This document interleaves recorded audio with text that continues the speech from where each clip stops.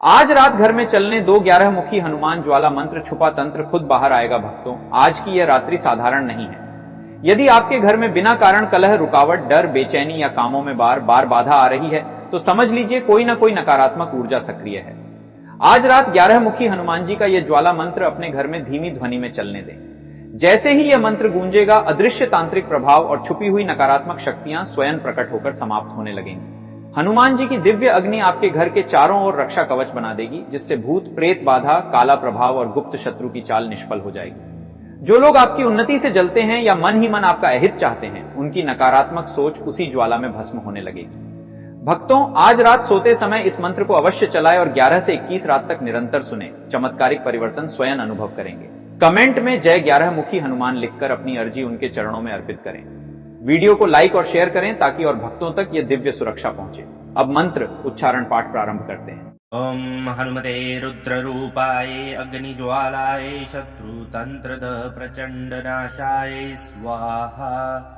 ओम हनुमते रुद्ररूपाय अग्निज्वालाय शत्रुतंत्रद प्रचंडनाशाय स्वाहा। ओम हनुमते रुद्ररूपाय अग्निज्वालाय शत्रुतंत्रद प्रचंडनाशाय स्वाहा। ओम हनुमते रुद्ररूपाय अग्निज्वालाय शत्रुतंत्रद प्रचंडनाशाय स्वाहा। ओम हनुमते रुद्ररूपाय अग्निज्वालाय शत्रुतंत्रद प्रचंडनाशाय स्वाहा। ओम हनुमते रुद्ररूपाय अग्निज्वालाय शत्रुतंत्रद प्रचंडनाशाय स्वाहा। ओम हनुमते रुद्ररूपाय अग्निज्वालाय शत्रुतंत्रद प्रचंडनाशाय स्वाहा। ओम हनुमते रुद्ररूपाय अग्निज्वालाय शत्रुतंत्रद प्रचंडनाशाय स्वाहा। ओम हनुमते रुद्ररूपाय अग्निज्वालाय शत्रुतंत्रद प्रचंडनाशाय स्वाहा। ओम हनुमते रुद्ररूपाय अग्निज्वालाय शत्रुतंत्रद प्रचंडनाशाय स्वाहा। ओम हनुमते रुद्ररूपाय अग्निज्वालाय शत्रुतंत्रद प्रचंडनाशाय स्वाहा। ओम हनुमते रुद्ररूपाय अग्निज्वालाय शत्रुतंत्रद प्रचंडनाशाय स्वाहा। ओम हनुमते रुद्ररूपाय अग्निज्वालाय शत्रुतंत्रद प्रचंडनाशाय स्वाहा। ओम हनुमते रुद्ररूपाय अग्निज्वालाय शत्रुतंत्रद प्रचंडनाशाय स्वाहा। ओम हनुमते रुद्ररूपाय अग्निज्वालाय शत्रुतंत्रद प्रचंडनाशाय स्वाहा। ओम हनुमते रुद्ररूपाय अग्निज्वालाय शत्रुतंत्रद प्रचंडनाशाय स्वाहा। ओम हनुमते रुद्ररूपाय अग्निज्वालाय शत्रुतंत्रद प्रचंडनाशाय स्वाहा। ओम हनुमते रुद्ररूपाय अग्निज्वालाय शत्रुतंत्रद प्रचंडनाशाय स्वाहा। ओम हनुमते रुद्ररूपाय अग्निज्वालाय शत्रुतंत्रद प्रचंडनाशाय स्वाहा। ओम हनुमते रुद्ररूपाय अग्निज्वालाय शत्रुतंत्रद प्रचंडनाशाय स्वाहा। ओम हनुमते रुद्ररूपाय अग्निज्वालाय शत्रुतंत्रद प्रचंडनाशाय स्वाहा। ओम हनुमते रुद्ररूपाय अग्निज्वालाय शत्रुतंत्रद प्रचंडनाशाय स्वाहा। ओम हनुमते रुद्ररूपाय अग्निज्वालाय शत्रुतंत्रद प्रचंडनाशाय स्वाहा। ओम हनुमते रुद्ररूपाय अग्निज्वालाय शत्रुतंत्रद प्रचंडनाशाय स्वाहा। ओम हनुमते रुद्ररूपाय अग्निज्वालाय शत्रुतंत्रद प्रचंडनाशाय स्वाहा। ओम हनुमते रुद्ररूपाय अग्निज्वालाय शत्रुतंत्रद प्रचंडनाशाय स्वाहा। ओम हनुमते रुद्ररूपाय अग्निज्वालाय शत्रुतंत्रद प्रचंडनाशाय स्वाहा। ॐ हनुमते रुद्ररूपाय अग्निज्वालाय शत्रुतन्त्रद प्रचण्डनाशाय स्वाहा। ॐ हनुमते रुद्ररूपाय अग्निज्वालाय शत्रुतन्त्रद प्रचण्डनाशाय स्वाहा। ॐ हनुमते रुद्ररूपाय अग्निज्वालाय शत्रुतन्त्रद प्रचण्डनाशाय स्वाहा। ॐ हनुमते रुद्ररूपाय अग्निज्वालाय शत्रुतन्त्रद प्रचण्डनाशाय स्वाहा। ॐ हनुमते रुद्ररूपाय अग्निज्वालाय शत्रुतन्त्रद प्रचण्डनाशाय स्वाहा। ॐ हनुमते रुद्ररूपाय अग्निज्वालाय शत्रुतन्त्रद प्रचण्डनाशाय स्वाहा। ॐ हनुमते रुद्ररूपाय अग्निज्वालाय शत्रुतन्त्रद प्रचण्डनाशाय स्वाहा। ॐ हनुमते रुद्ररूपाय अग्निज्वालाय शत्रुतन्त्रद प्रचण्डनाशाय स्वाहा। ॐ हनुमते रुद्ररूपाय अग्निज्वालाय शत्रुतन्त्रद प्रचण्डनाशाय स्वाहा। ॐ हनुमते रुद्ररूपाय अग्निज्वालाय शत्रुतन्त्रद प्रचण्डनाशाय स्वाहा। ॐ हनुमते रुद्ररूपाय अग्निज्वालाय शत्रुतन्त्रद प्रचण्डनाशाय स्वाहा। ॐ हनुमते रुद्ररूपाय अग्निज्वालाय शत्रुतन्त्रद प्रचण्डनाशाय स्वाहा। ॐ हनुमते रुद्ररूपाय अग्निज्वालाय शत्रुतन्त्रद प्रचण्डनाशाय स्वाहा। ॐ हनुमते रुद्ररूपाय अग्निज्वालाय शत्रुतन्त्रद प्रचण्डनाशाय स्वाहा। ॐ हनुमते रुद्ररूपाय अग्निज्वालाय शत्रुतन्त्रद प्रचण्डनाशाय स्वाहा। ॐ हनुमते रुद्ररूपाय अग्निज्वालाय शत्रुतन्त्रद प्रचण्डनाशाय स्वाहा। ॐ हनुमते रुद्ररूपाय अग्निज्वालाय शत्रुतन्त्रद प्रचण्डनाशाय स्वाहा।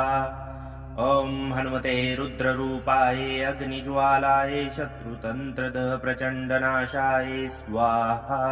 ॐ हनुमते रुद्ररूपाय अग्निज्वालाय शत्रुतन्त्रद प्रचण्डनाशाय स्वाहा। ॐ हनुमते रुद्ररूपाय अग्निज्वालाय शत्रुतन्त्रद प्रचण्डनाशाय स्वाहा। ॐ हनुमते रुद्ररूपाय अग्निज्वालाय शत्रुतन्त्रद प्रचण्डनाशाय स्वाहा। ॐ हनुमते रुद्ररूपाय अग्निज्वालाय शत्रुतन्त्रद प्रचण्डनाशाय स्वाहा।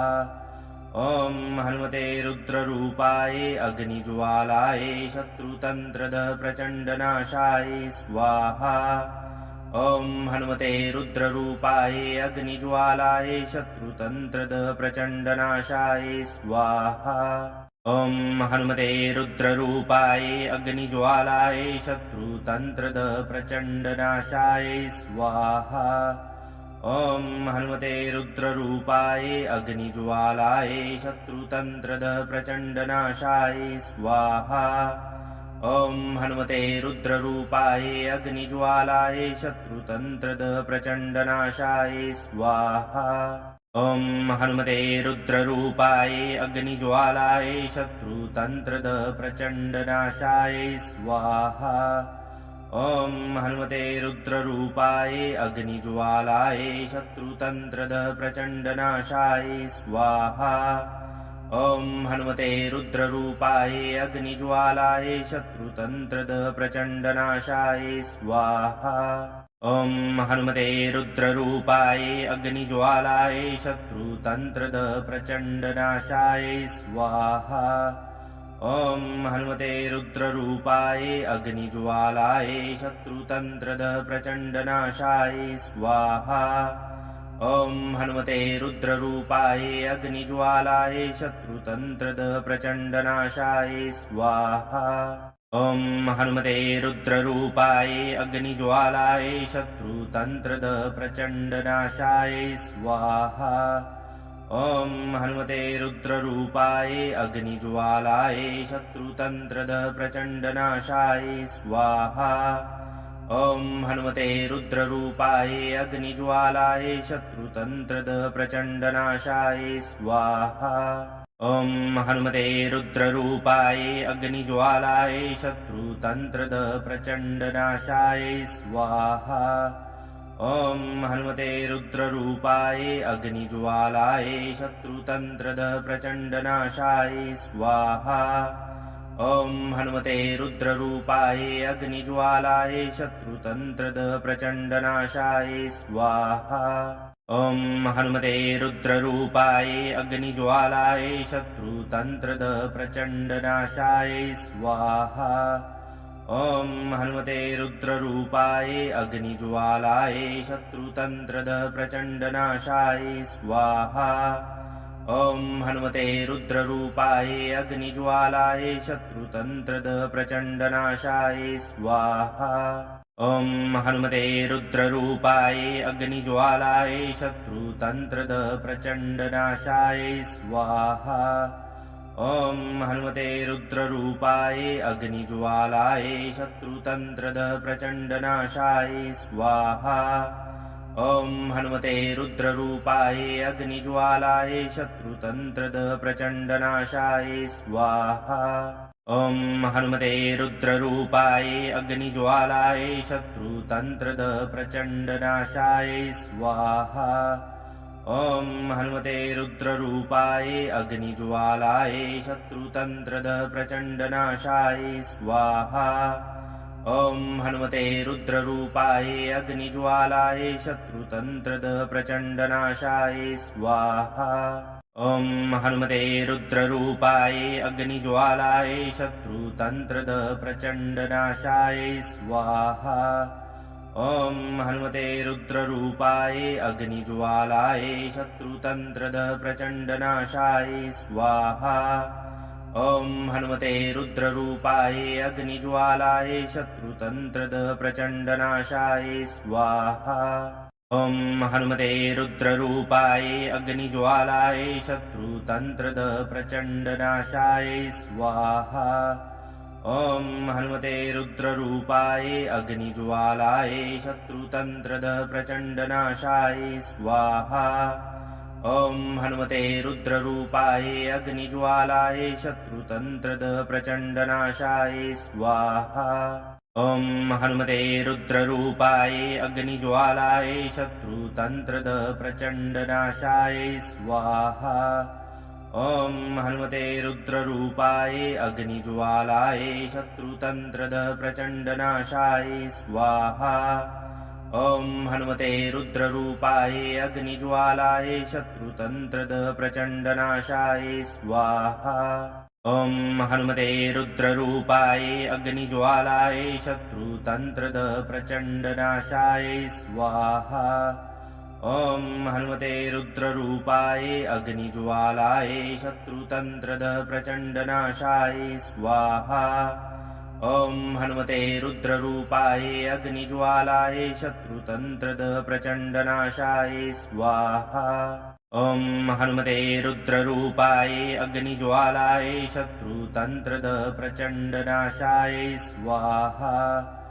ॐ हनुमते रुद्ररूपाय अग्निज्वालाय शत्रुतन्त्रद प्रचण्डनाशाय स्वाहा।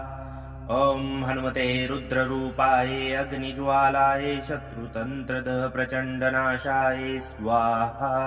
ॐ हनुमते रुद्ररूपाय अग्निज्वालाय शत्रुतन्त्रद प्रचण्डनाशाय स्वाहा।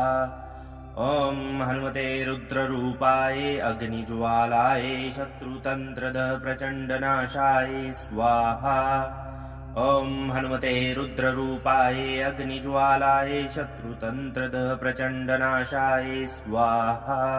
ॐ हनुमते रुद्ररूपाय अग्निज्वालाय शत्रुतन्त्रद प्रचण्डनाशाय स्वाहा। ॐ हनुमते रुद्ररूपाय अग्निज्वालाय शत्रुतन्त्रद प्रचण्डनाशाय स्वाहा।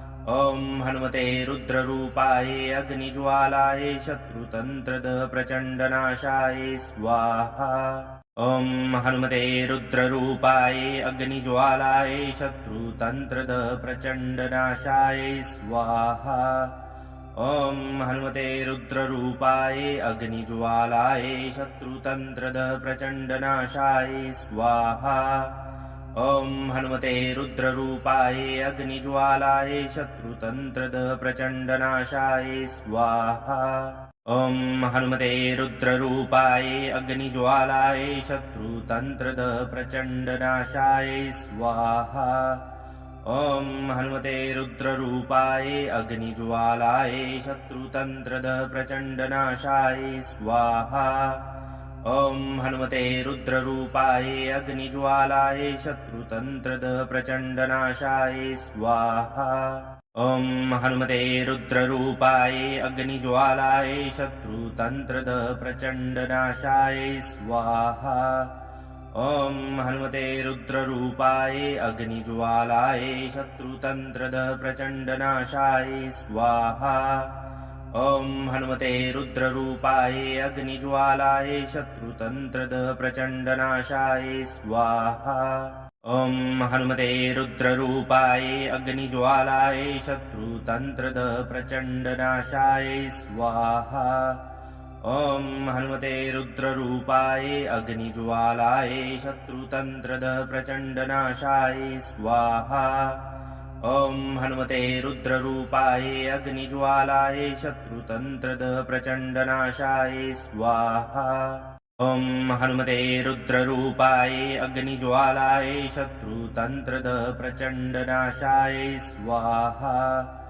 ॐ हनुमते रुद्ररूपाय अग्निज्वालाय शत्रुतन्त्रद प्रचण्डनाशाय स्वाहा ॐ हनुमते रुद्ररूपाय अग्निज्वालाय शत्रुतन्त्रद प्रचण्डनाशाय स्वाहा ॐ हनुमते रुद्ररूपाय अग्निज्वालाय शत्रुतन्त्रद प्रचण्डनाशाय स्वाहा ॐ हनुमते रुद्ररूपाय अग्निज्वालाय शत्रुतन्त्रद प्रचण्डनाशाय स्वाहा ॐ हनुमते रुद्ररूपाय अग्निज्वालाय शत्रुतन्त्रद प्रचण्डनाशाय स्वाहा ॐ हनुमते रुद्ररूपाय अग्निज्वालाय शत्रुतन्त्रद प्रचण्डनाशाय स्वाहा ॐ हनुमते रुद्ररूपाय अग्निज्वालाय शत्रुतन्त्रद प्रचण्डनाशाय स्वाहा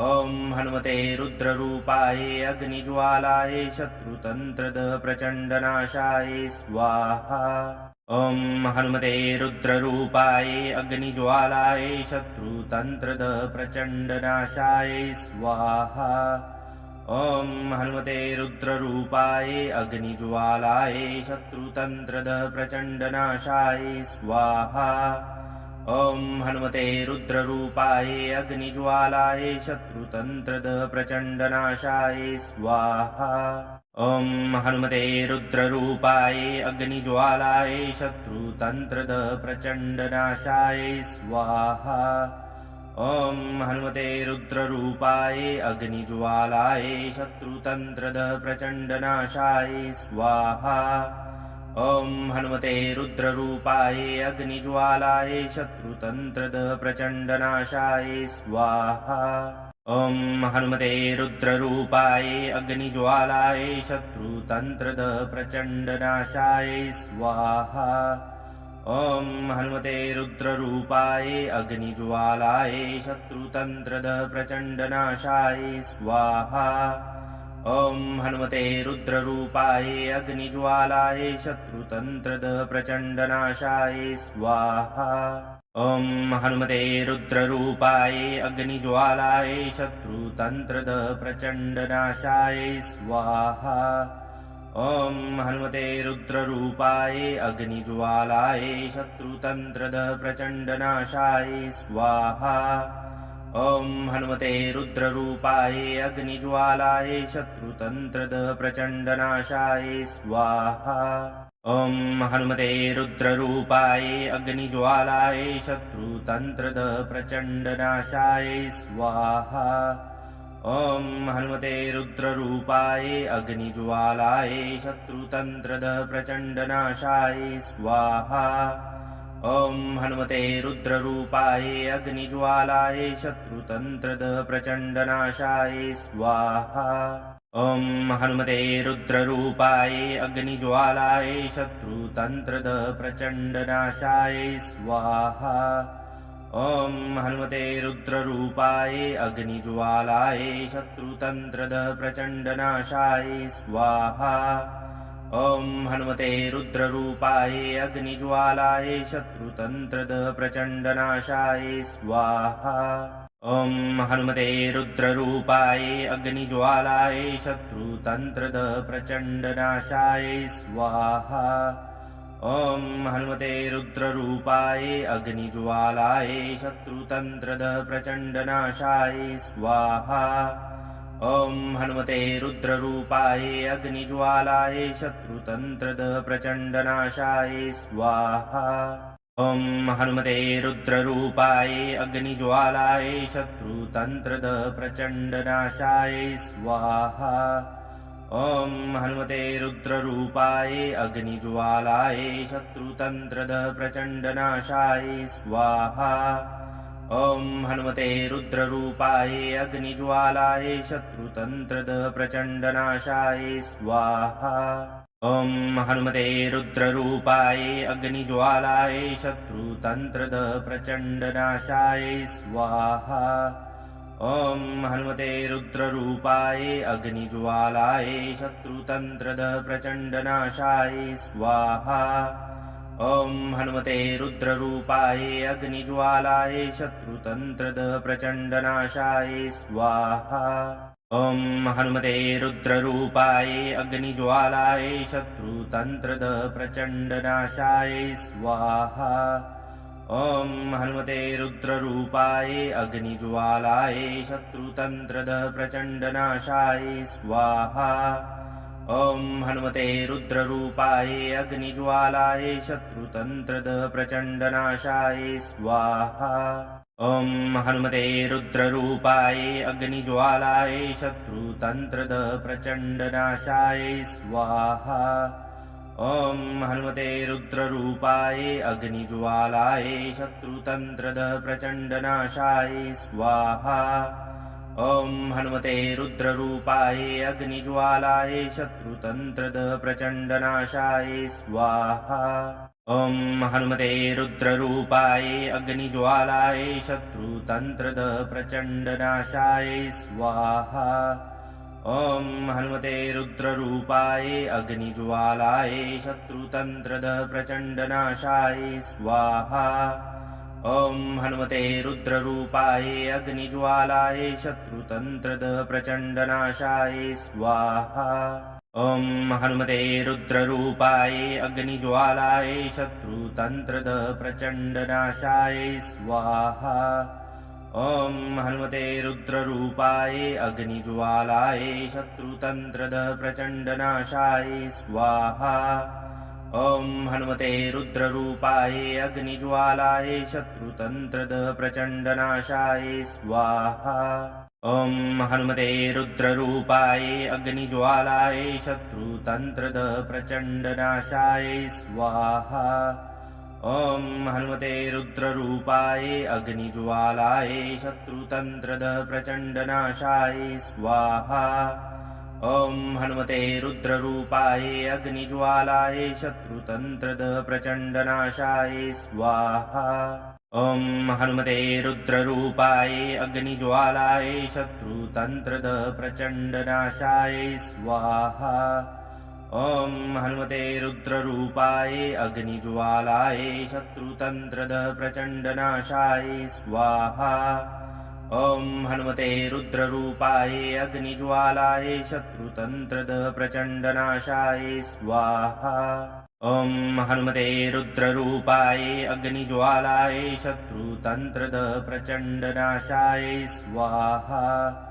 ॐ हनुमते रुद्ररूपाय अग्निज्वालाय शत्रुतन्त्रदः प्रचण्डनाशाय स्वाहा। ॐ हनुमते रुद्ररूपाय अग्निज्वालाय शत्रुतन्त्रदः प्रचण्डनाशाय स्वाहा।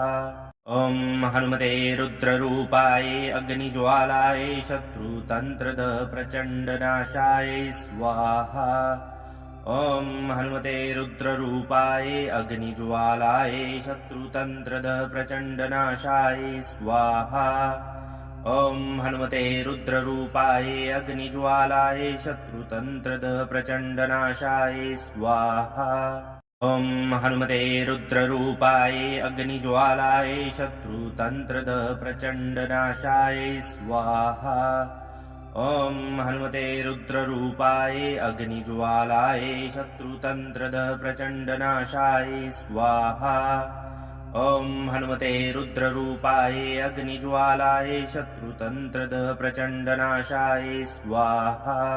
ॐ हनुमते रुद्ररूपाय अग्निज्वालाय शत्रुतन्त्रदः प्रचण्डनाशाय स्वाहा। ॐ हनुमते रुद्ररूपाय अग्निज्वालाय शत्रुतन्त्रदः प्रचण्डनाशाय स्वाहा। ॐ हनुमते रुद्ररूपाय अग्निज्वालाय शत्रुतन्त्रदः प्रचण्डनाशाय स्वाहा। ॐ हनुमते रुद्ररूपाय अग्निज्वालाय शत्रुतन्त्रदः प्रचण्डनाशाय स्वाहा। ॐ हनुमते रुद्ररूपाय अग्निज्वालाय शत्रुतन्त्रदः प्रचण्डनाशाय स्वाहा। ॐ हनुमते रुद्ररूपाय अग्निज्वालाय शत्रुतन्त्रदः प्रचण्डनाशाय स्वाहा। ॐ हनुमते रुद्ररूपाय अग्निज्वालाय शत्रुतन्त्रदः प्रचण्डनाशाय स्वाहा। ॐ हनुमते रुद्ररूपाय अग्निज्वालाय शत्रुतन्त्रदः प्रचण्डनाशाय स्वाहा। ॐ हनुमते रुद्ररूपाय अग्निज्वालाय शत्रुतन्त्रदः प्रचण्डनाशाय स्वाहा। ॐ हनुमते रुद्ररूपाय अग्निज्वालाय शत्रुतन्त्रदः प्रचण्डनाशाय स्वाहा। ॐ हनुमते रुद्ररूपाय अग्निज्वालाय शत्रुतन्त्रदः प्रचण्डनाशाय स्वाहा। ॐ हनुमते रुद्ररूपाय अग्निज्वालाय शत्रुतन्त्रदः प्रचण्डनाशाय स्वाहा। ॐ हनुमते रुद्ररूपाय अग्निज्वालाय शत्रुतन्त्रदः प्रचण्डनाशाय स्वाहा। ॐ हनुमते रुद्ररूपाय अग्निज्वालाय शत्रुतन्त्रदः प्रचण्डनाशाय स्वाहा। ॐ हनुमते रुद्ररूपाय अग्निज्वालाय शत्रुतन्त्रदः प्रचण्डनाशाय स्वाहा। ॐ हनुमते रुद्ररूपाय अग्निज्वालाय शत्रुतन्त्रदः प्रचण्डनाशाय स्वाहा। ॐ हनुमते रुद्ररूपाय अग्निज्वालाय शत्रुतन्त्रदः प्रचण्डनाशाय स्वाहा। ॐ हनुमते रुद्ररूपाय अग्निज्वालाय शत्रुतन्त्रदः प्रचण्डनाशाय स्वाहा। ॐ हनुमते रुद्ररूपाय अग्निज्वालाय शत्रुतन्त्रदः प्रचण्डनाशाय स्वाहा। ॐ हनुमते रुद्ररूपाय अग्निज्वालाय शत्रुतन्त्रदः प्रचण्डनाशाय स्वाहा। ॐ हनुमते रुद्ररूपाय अग्निज्वालाय शत्रुतन्त्रदः प्रचण्डनाशाय स्वाहा। ॐ हनुमते रुद्ररूपाय अग्निज्वालाय शत्रुतन्त्रदः प्रचण्डनाशाय स्वाहा। ॐ हनुमते रुद्ररूपाय अग्निज्वालाय शत्रुतन्त्रदः प्रचण्डनाशाय स्वाहा। ॐ हनुमते रुद्ररूपाय अग्निज्वालाय शत्रुतन्त्रदः प्रचण्डनाशाय स्वाहा। ॐ हनुमते रुद्ररूपाय अग्निज्वालाय शत्रुतन्त्रदः प्रचण्डनाशाय स्वाहा। ॐ हनुमते रुद्ररूपाय अग्निज्वालाय शत्रुतन्त्रदः प्रचण्डनाशाय स्वाहा। ॐ हनुमते रुद्ररूपाय अग्निज्वालाय शत्रुतन्त्रद प्रचण्डनाशाय स्वाहा। ॐ हनुमते रुद्ररूपाय अग्निज्वालाय शत्रुतन्त्रद प्रचण्डनाशाय स्वाहा। ॐ हनुमते रुद्ररूपाय अग्निज्वालाय शत्रुतन्त्रद प्रचण्डनाशाय स्वाहा। ॐ हनुमते रुद्ररूपाय अग्निज्वालाय शत्रुतन्त्रद प्रचण्डनाशाय स्वाहा। ॐ हनुमते रुद्ररूपाय अग्निज्वालाय शत्रुतन्त्रद प्रचण्डनाशाय स्वाहा। ॐ हनुमते रुद्ररूपाय अग्निज्वालाय शत्रुतन्त्रद प्रचण्डनाशाय स्वाहा। ॐ हनुमते रुद्ररूपाय अग्निज्वालाय शत्रुतन्त्रद प्रचण्डनाशाय स्वाहा। ॐ हनुमते रुद्ररूपाय अग्निज्वालाय शत्रुतन्त्रद प्रचण्डनाशाय स्वाहा। ॐ हनुमते रुद्ररूपाय अग्निज्वालाय शत्रुतन्त्रद प्रचण्डनाशाय स्वाहा। ॐ हनुमते रुद्ररूपाय अग्निज्वालाय शत्रुतन्त्रद प्रचण्डनाशाय स्वाहा। ॐ हनुमते रुद्ररूपाय अग्निज्वालाय शत्रुतन्त्रद प्रचण्डनाशाय स्वाहा।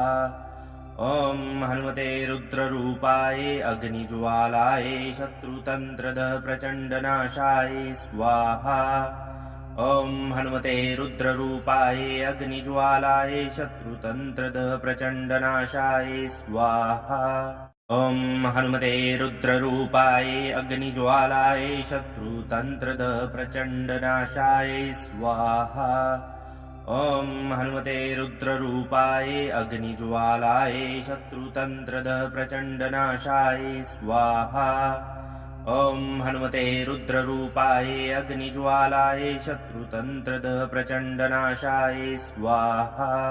ॐ हनुमते रुद्ररूपाय अग्निज्वालाय शत्रुतन्त्रद प्रचण्डनाशाय स्वाहा। ॐ हनुमते रुद्ररूपाय अग्निज्वालाय शत्रुतन्त्रद प्रचण्डनाशाय स्वाहा। ॐ हनुमते रुद्ररूपाय अग्निज्वालाय शत्रुतन्त्रद प्रचण्डनाशाय स्वाहा।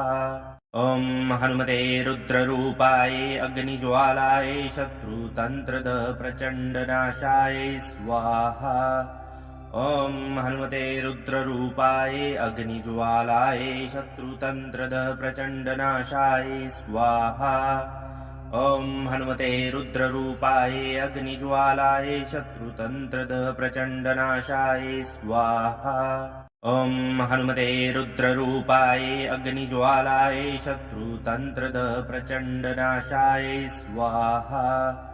ॐ हनुमते रुद्ररूपाय अग्निज्वालाय शत्रुतन्त्रद प्रचण्डनाशाय स्वाहा।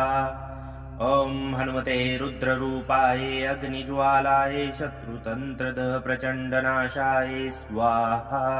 ॐ हनुमते रुद्ररूपाय अग्निज्वालाय शत्रुतन्त्रद प्रचण्डनाशाय स्वाहा।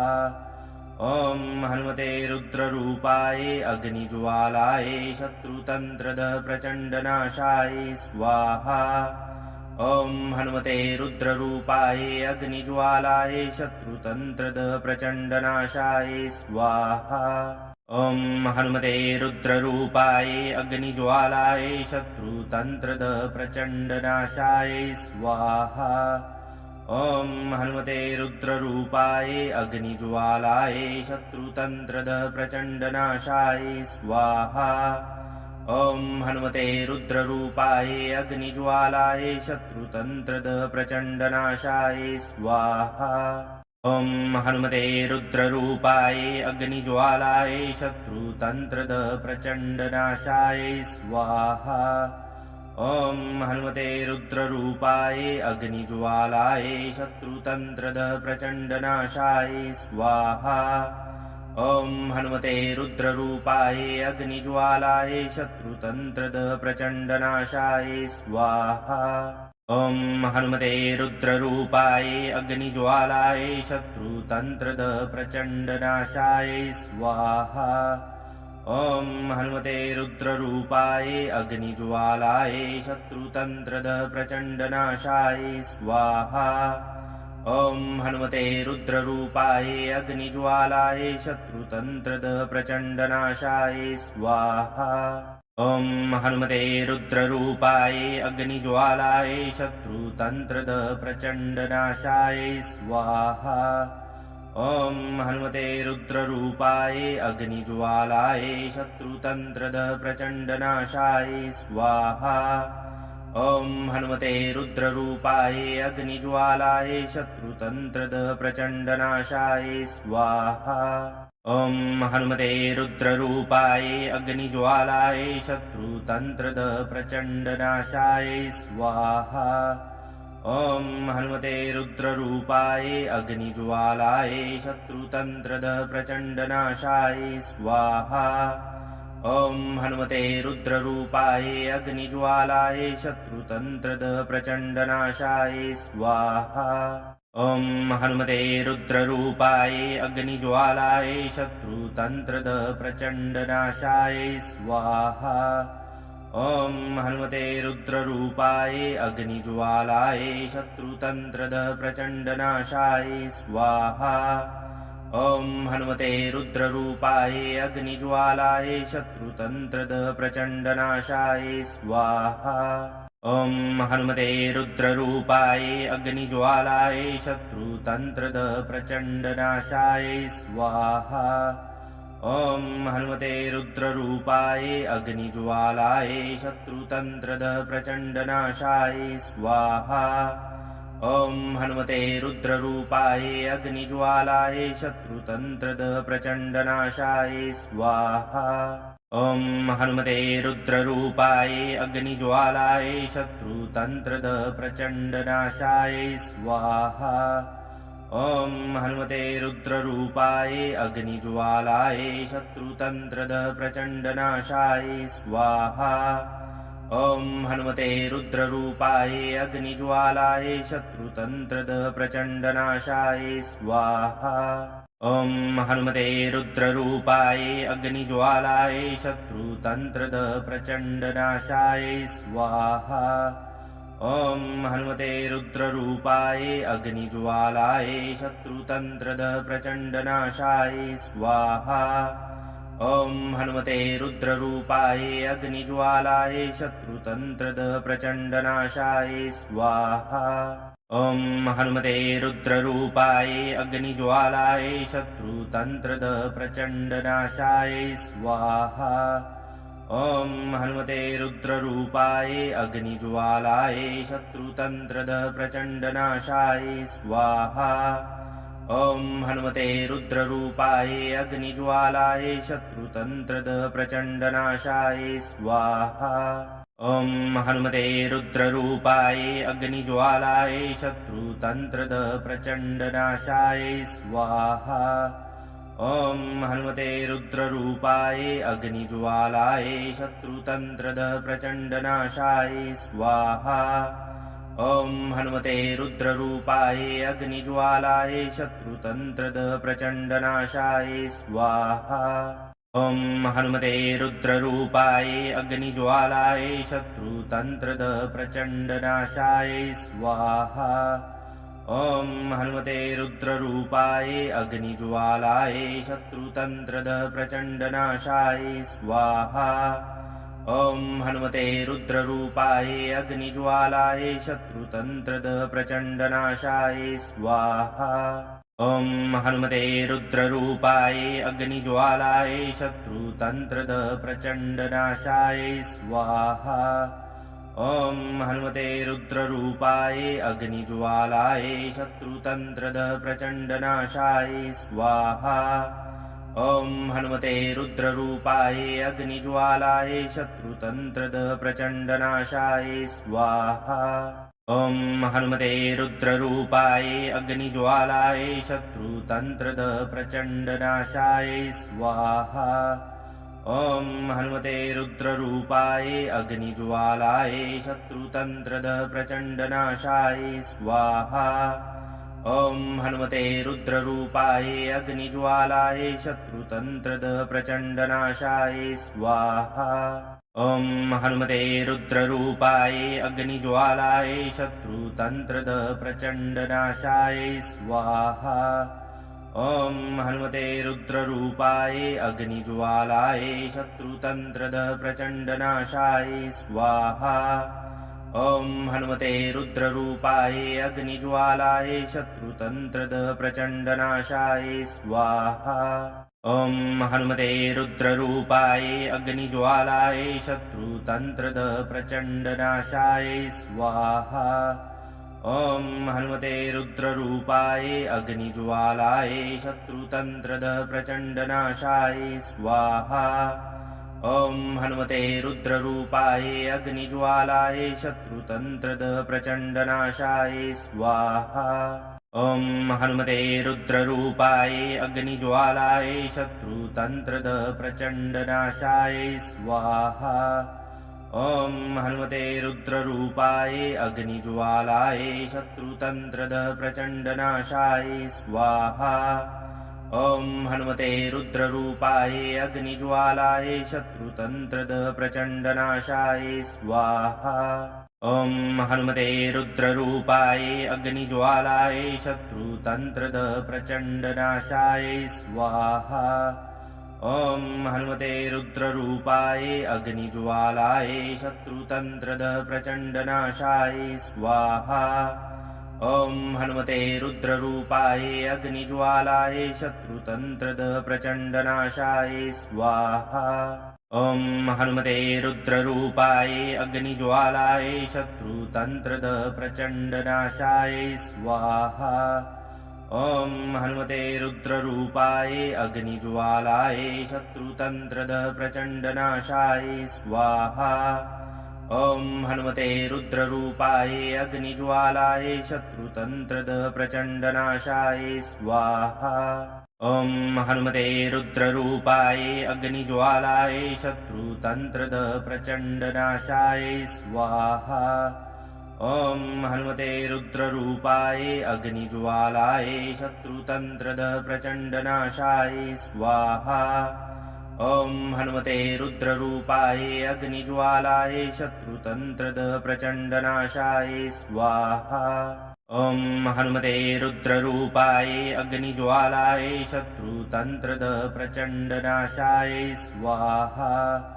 ॐ हनुमते रुद्ररूपाय अग्निज्वालाय शत्रुतन्त्रद प्रचण्डनाशाय स्वाहा। ॐ हनुमते रुद्ररूपाय अग्निज्वालाय शत्रुतन्त्रद प्रचण्डनाशाय स्वाहा। ॐ हनुमते रुद्ररूपाय अग्निज्वालाय शत्रुतन्त्रद प्रचण्डनाशाय स्वाहा। ॐ हनुमते रुद्ररूपाय अग्निज्वालाय शत्रुतन्त्रद प्रचण्डनाशाय स्वाहा। ॐ हनुमते रुद्ररूपाय अग्निज्वालाय शत्रुतन्त्रद प्रचण्डनाशाय स्वाहा। ॐ हनुमते रुद्ररूपाय अग्निज्वालाय शत्रुतन्त्रद प्रचण्डनाशाय स्वाहा। ॐ हनुमते रुद्ररूपाय अग्निज्वालाय शत्रुतन्त्रद प्रचण्डनाशाय स्वाहा। ॐ हनुमते रुद्ररूपाय अग्निज्वालाय शत्रुतन्त्रद प्रचण्डनाशाय स्वाहा। ॐ हनुमते रुद्ररूपाय अग्निज्वालाय शत्रुतन्त्रद प्रचण्डनाशाय स्वाहा।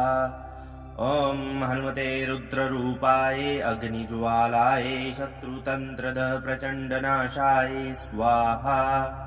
ॐ हनुमते रुद्ररूपाय अग्निज्वालाय शत्रुतन्त्रद प्रचण्डनाशाय स्वाहा। ॐ हनुमते रुद्ररूपाय अग्निज्वालाय शत्रुतन्त्रद प्रचण्डनाशाय स्वाहा। ॐ हनुमते रुद्ररूपाय अग्निज्वालाय शत्रुतन्त्रद प्रचण्डनाशाय स्वाहा। ॐ हनुमते रुद्ररूपाय अग्निज्वालाय शत्रुतन्त्रद प्रचण्डनाशाय स्वाहा। ॐ हनुमते रुद्ररूपाय अग्निज्वालाय शत्रुतन्त्रद प्रचण्डनाशाय स्वाहा। ॐ हनुमते रुद्ररूपाय अग्निज्वालाय शत्रुतन्त्रद प्रचण्डनाशाय स्वाहा।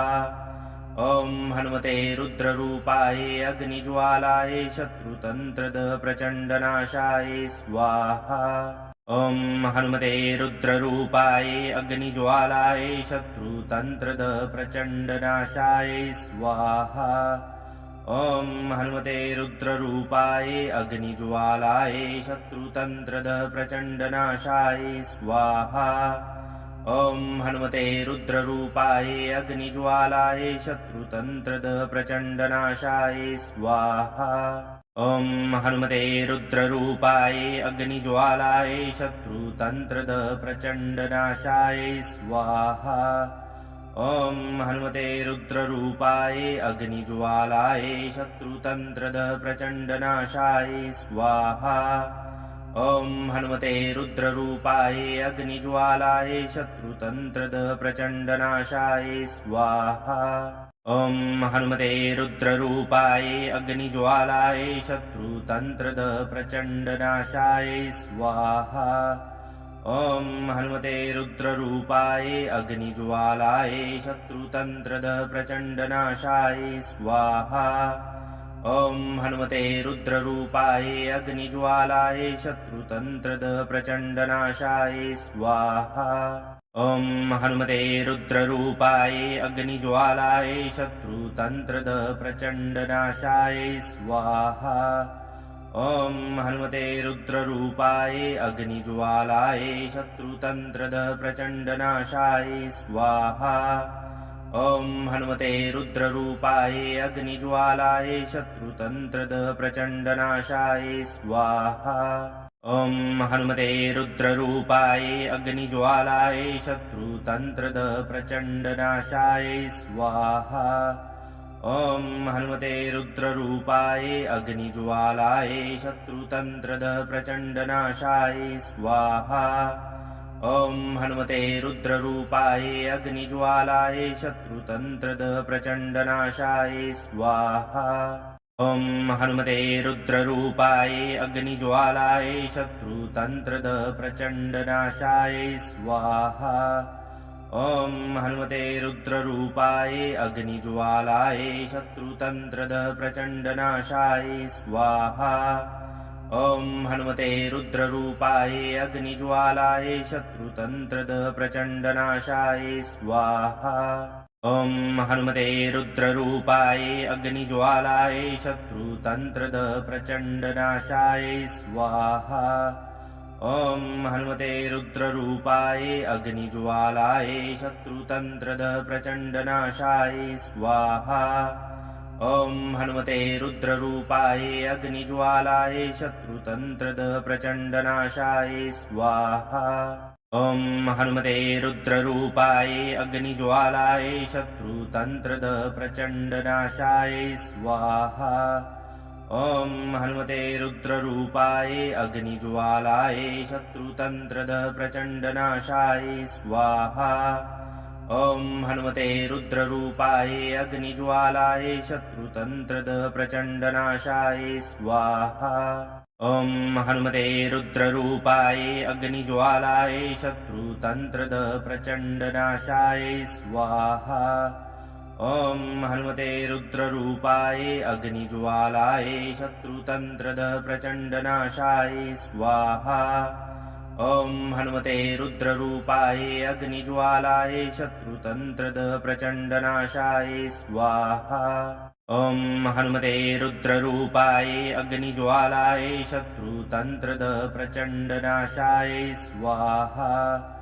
ॐ हनुमते रुद्ररूपाय अग्निज्वालाय शत्रुतन्त्रद प्रचण्डनाशाय स्वाहा। ॐ हनुमते रुद्ररूपाय अग्निज्वालाय शत्रुतन्त्रद प्रचण्डनाशाय स्वाहा। ॐ हनुमते रुद्ररूपाय अग्निज्वालाय शत्रुतन्त्रद प्रचण्डनाशाय स्वाहा। ॐ हनुमते रुद्ररूपाय अग्निज्वालाय शत्रुतन्त्रद प्रचण्डनाशाय स्वाहा। ॐ हनुमते रुद्ररूपाय अग्निज्वालाय शत्रुतन्त्रद प्रचण्डनाशाय स्वाहा। ॐ हनुमते रुद्ररूपाय अग्निज्वालाय शत्रुतन्त्रद प्रचण्डनाशाय स्वाहा। ॐ हनुमते रुद्ररूपाय अग्निज्वालाय शत्रुतन्त्रद प्रचण्डनाशाय स्वाहा। ॐ हनुमते रुद्ररूपाय अग्निज्वालाय शत्रुतन्त्रद प्रचण्डनाशाय स्वाहा।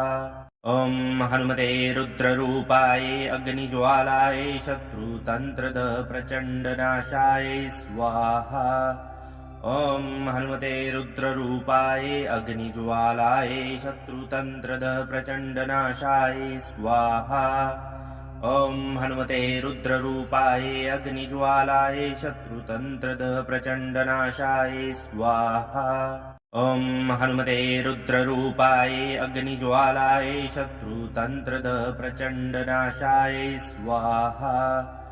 ॐ हनुमते रुद्ररूपाय अग्निज्वालाय शत्रुतन्त्रद प्रचण्डनाशाय स्वाहा।